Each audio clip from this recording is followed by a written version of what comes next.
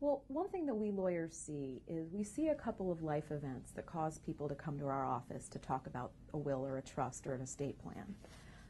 Some of those the book has really got well covered, like you're having a baby or you're getting married.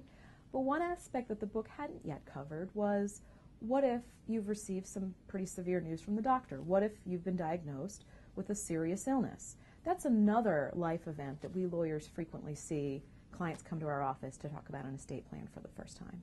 That's also a very difficult situation to be in, to have to face not only a difficult diagnosis from the doctor and perhaps, the care and energy that goes involved in fighting the illness, but also accepting and realizing that one day you might not be there to take care of yourself financially and otherwise, and talking with your lawyer about that.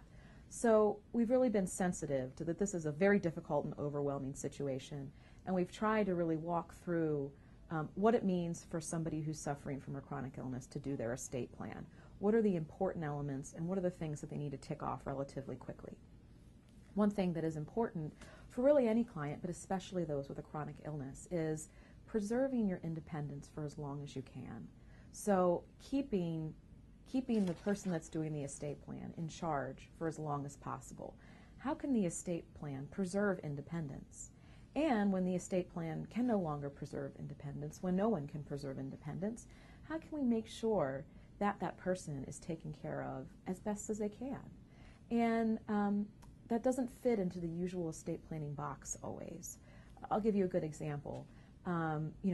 Many states have typical living will forms that say, if I'm in a terminal situation and machines are keeping me alive and there's nothing else that's keeping me alive, if the person wishes to select that they no longer would like to be living in that situation, then they can give someone the authority to turn the machines off.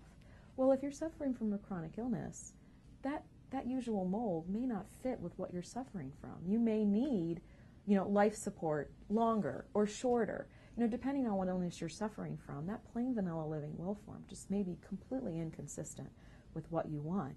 In addition, there may be a number of situations that power of attorney for health care or living will doesn't provide for.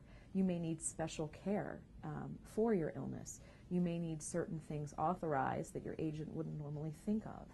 So really not a one-size-fits-all situation, and the chapter really seeks to touch on some of the main issues that those suffering from chronic illness will encounter.